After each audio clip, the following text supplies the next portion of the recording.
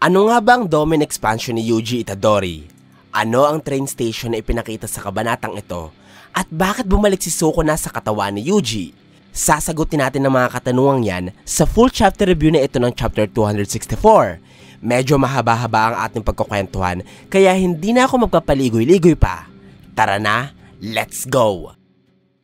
Nagsimula ang kabanata sa eksena kung saan makikita natin ang mga mukha ng apat na karakter na nasa loob ng laban.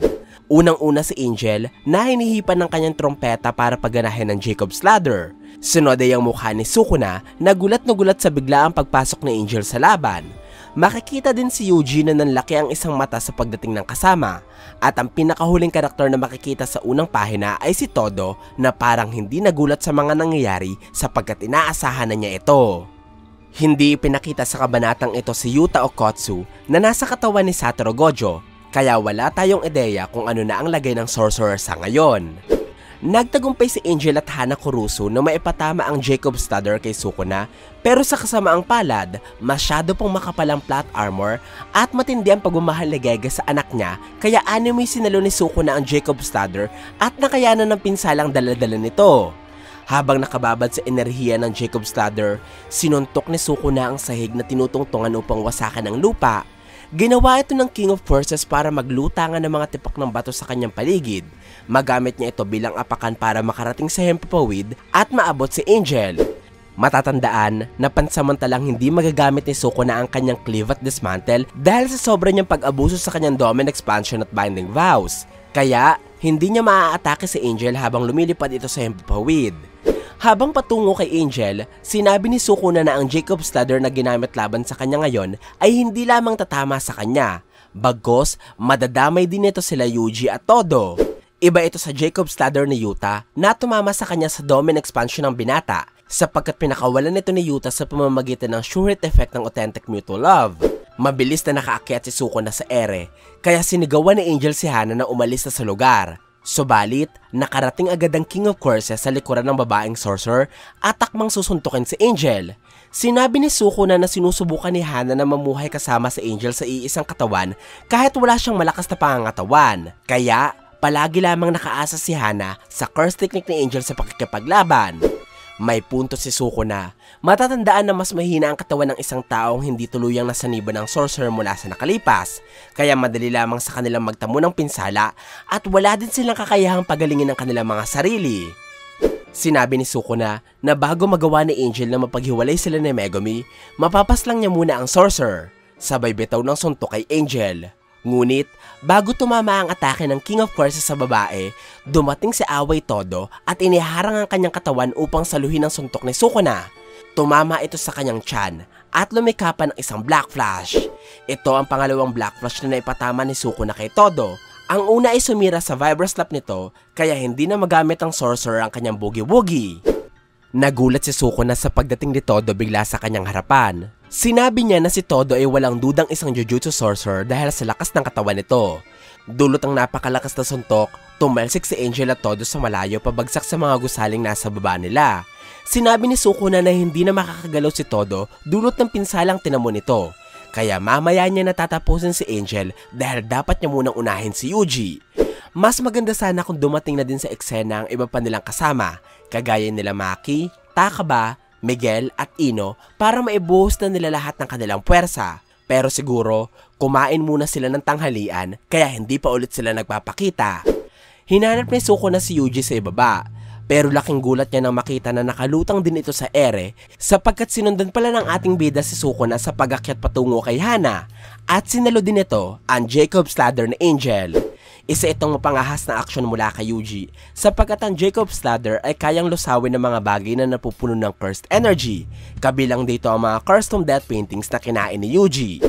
Sinapak ng ating bida si Sukuna, nagresulta ito sa pagbagsak ng King of Forces at pagtama niya sa gusali na nasa ibaba. Sa kabila nito, pinilit ni Sukuna ng manatiling nakatayo sapagkat ayaw niyang bigyan ng kalamangan si Yuji na agad na sumunod sa kanya para pagsusuntukin siya sa mukha. Hinawakan din ng ating bida ang dalawang binti ni Sukuna at ibinalibag ito sa sahig mala Undertaker. Huwag natin kakalimutan na si Yuji ay tinuruan noon ng kanyang lolo ng martial arts, kaya siguro nahilig siya sa pakikipagbasagan ng mukha katulad nito. Hindi nagtagumpay ang binatang sorcerer na ihampas sa sahig si Sukuna, sapagkat ipinangharang nito ang kanyang natitirang isang kamay sa lupa. Dahil dito, ginamit ni Yuji ang kanyang cleave upang wasakin ang sahig. Subalit, sa hindi inaasahang pangyayari, may sunod-sunod na pagsuntok na kamuntikan ng tumama kay Yuji.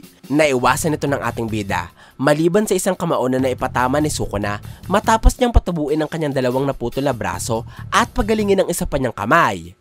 Makalipas ang halos 20 kabanata, naibalik ni Sukuna ang buong kakayahan niya sa paggamit ng reverse curse technique. Ibinuwis ni Yuta at Rika ang kanilang mga buhay, maputo lamang ang isang kalawang kamay ni Sukuna at mahati ang kanang kamay nito. Ilang beses din pinilit ni Maki na tumayo mula sa pagbagsak, maputo lamang ang natitirang kalawang kamay ng King of Courses. At namatay si Gojo kasama ng pagkawala ng kakayahan ni Sukuna sa paggamit ng reverse curse technique. Pero lahat ng sakripisyong ito ay wala ng kwenta sa ngayon dahil napaghilom na ni Sukuna ang kanyang mga pinsala. Ayon sa tagapagsalaysay, dahil sa dalawang magkasunod na Black Flash ng King of Courses, nagawa nitong maibalik ang kakayahan niya sa paggamit ng reverse curse technique. Sa madaling salita, kung nagawa ni Sukuna na mapatubo ang kamay na naputol ng espadang kayang humati ng kaluluwa, siguradong napagaling na rin niya ang dila sa kanyang ikalawang bibig. Mabuo ang nabutas niyang puso at mapagaling ang mga pinsalang tinamo mula sa mga malalakas na abilidad kagaya ng Cleave, Jacob's Ladder at Hollow Purple. Hinawakan ni Sukuna ang kamao ni Yuji pagkatapos ay sinuntok niya ito. Sinubukan ng binata na dumepensa pero dalawang kamay ito laban sa apat ni Sukuna. Kaya walang nagawa ang pagsalag ni Yuji at tinamaan siya ng mga pagsuntok ni Sukuna. Hindi na question kung bakit walang magawa si Yuji kay Sukuna na gumagamit ng apat na kamay, sapagkat kahit noon pa mang isang kamay lang ang gamit ni Sukuna, kaya niyang sabayan ng kahit na sino sa harapang pakikipaglaban. Kamuntikan ng matumba si Yuji sa sahig dahil sa suntok ni Sukuna, pero ginamit niya ang posisyon upang hawakan ng lupa at wasakin ito gamit ang kanyang dismantle patungo kay Sukuna. Pero walang kahirap-hirap na naiwasan nito ni Sukuna pati na rin ang sunod na dismantle na pinakawalan ni Yuji. Ngumiti ang King of Courses at sinabi niya sa kanyang isipan na ang kakayahan ni Yuji na putulin ang pagitan ng kaluluwa ni Sukuna at ni Megumi ay isang napakalakas na abilidad kontra sa kanya.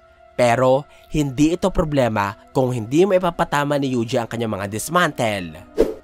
Matatandaan na sa nakaraang kabanata, lumikha si Yuji ng isang binding vow na pumipigil sa kanyang dismantle na hatiin ang katawan ng kanyang kalaban. Pero direkta naman itong pipinsala sa kanilang mga kaluluwa.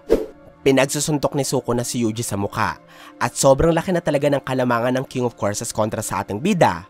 Subalit, maya-maya, biglang nanlaki ang mga mata ng King of Courses. Lumipat ang eksena sa isang flashback kung saan kasama si Yuji. Makikita dito ang kanyang guro na si Gojo at ang core spirit na si Jogo. Sa pagbabalik tanaw na ito, nasa loob sila Yuji at Gojo ng Domain Expansion ni Jogo at tinuturuan ng malakas na sorcerer si Yuji ng ilang impormasyon ukol sa Domain Expansion. Sinabi ni Gojo na ang Domain Expansion ay isang kakayahang kumukonsumo ng madaming cursed energy, pero nagbibigay ito ng maraming bentahe. Una na dito ay ang pagkakaroon ng kapaligiran ng Domain Expansion na naaayon sa kakayahan ng sorcerer. Halimbawa nito ang Coffin of the Iron Mountain ni Jogo na parang nasa loob ng bulkan, at ang Horizon of the Captivating Skanda ni Dagon na napupuno naman ng tubig. Mga Domain Expansion ito na mayroong kapaligiran na nagbibigay ng kalamangan kanila Jogo at Dagon. Dagdag pa ni Gojo, ang curse technique na nakapaloob sa Domain Expansion ay siguradong tatama sa mga target na nasa loob nito. Ito ang mga huling sinabi ni Gojo bago niya gamitin ang kanyang Unlimited Void para punuin ang sandamakmak na impormasyon ng utak ni Jogo. Ang mga itinurong ito ni Gojo ay naaalala pa rin ni Yuji hanggang ngayon, kaya sa isang pambihirang pagkakataon, ipinagdikit ng ating bida ang kanyang mga palad, isinarado ang kanyang mga daliri, at binigkas ang mga katagang Domain Expansion. Ang handsells ni Yuji ay kapareho ng hand sign o mudra na meron si Jizo, o ang Buddha na kilala bilang protektor ng mga kaluluwa ng pinalaglag na sanggol at sa makabilang buhay na bata. Sobrang konektado nito kay Yuji at sa mga kapatid niyang death paintings na nabuo matapos ang siyam na pagpapalaglag ng kanilang nanay. Sinabi sa chapter 264 na dahil sa soul switch training na ginawa nila Kusakabe at Yuji, naging bihasa si Yuji sa paggamit ng barrier techniques. Tumulong sa kanya para malikha ang kanyang Domain Expansion. Lumipat ang pahina ng kabanata sa pagmulat ni Sukuna, pero hindi niya nagamit ang orihinal niyang anyo o ang katawan ni Megumi sa eksenang ito. Nagising ang King of Courses sa katawan ni Yuji na una niyang naging vessel noon. Sa kanyang pagdilat, nakita ni Sukuna na nasa isa siyang istasyon ng tren at nakatayo sa harapan niya si Yuji. Sa tingin ko, ang lugar kung nasaan sila Sukuna ay hindi ang loob ng Domain Expansion ni Yuji.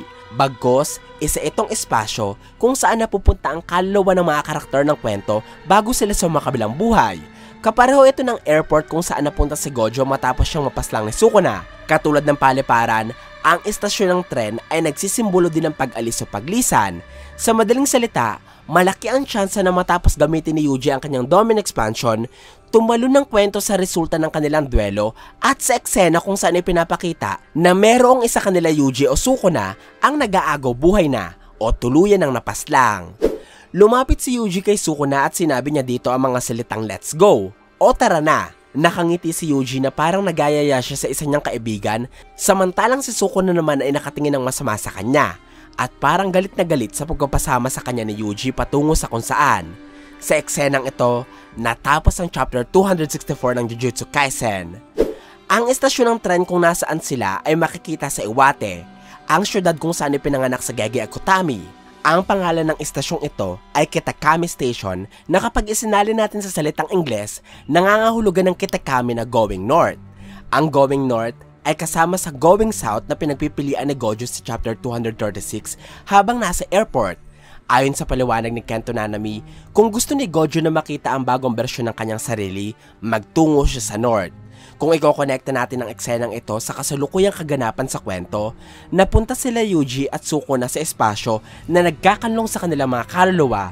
Pero, hindi katulad nila Nanami at ng iba pa na nagtungo sa South para manatili sa kung sino sila, si Yuji at Sukuna ay piniling magtungo sa North para tanggapin ang bagong bersyon ng kanilang mga sarili. Pwedeng nangangahulugan ito na noong ginamit ni Yuji ang kanyang Domain Expansion, may nadiskubre sila Sukuna at Yuji tungkol sa kanilang pagkatao, kaya tinanggap nila ito at niyakap ang bagong bersyon ng kanilang sarili. Pero, ano ang posibleng nadiskubre ni Sukuna o nalaman ni Yuji? May posibilidad na noong ginamit ng ating bida ang kanyang Domain Expansion, imbis na isang bagong Domain Expansion ang lumabas, nagamit niya ang malevolent shrine na meron si Sukuna. Isa itong kumpirmasyon sa aking teorya na maaaring si Yuji ang humahawak sa kaluluwa ng kakambal ni Sukuna matapos mamatay ni Jin Itadori. Kaya lumalabas na hindi lamang kadugo, pamangkin o kamag-anak ni Sukuna si Yuji. Bagkos, kambal silang dalawa kaya pareho sila ng kapangyarihan. Ito ang dahilan kaya parang galit na galit si Sukuna sa huling pahina ng kabanata. Kung bakit parang kapatid ni Yuji ang sinasabihan niya ng let's go at kung bakit ang anyo ni Yuji ang gamit ni Sukuna na nagpapakita na kambal talaga silang dalawa. Napakagandang pag-usapan ng topic na ito kaya mag-subscribe na kayo at mag-follow dahil mas pag-uusapan natin ang koneksyon nila Sukuna at ang Domain Expansion ni Yuji sa susunod nating video. Shoutout muna kanila, Chai TV, Teacher RJ, Jude Manlig, pati na rin kanila Flaviano Yoznud, Gabriel DL55, Cholo Espinola. Ito po ang full chapter review ng chapter 264 ng Jujutsu Kaisen. Sana po ay nagustuhan nyo ang aking paliwanag. Kung may mga katanungan pa kayo o gustong idagdag, ay huwag po kayong mahihiyang mag-iwan ng komento sa baba. Maraming salamat po sa panonood ng aking videos. Ako po si JE, hanggang sa muli!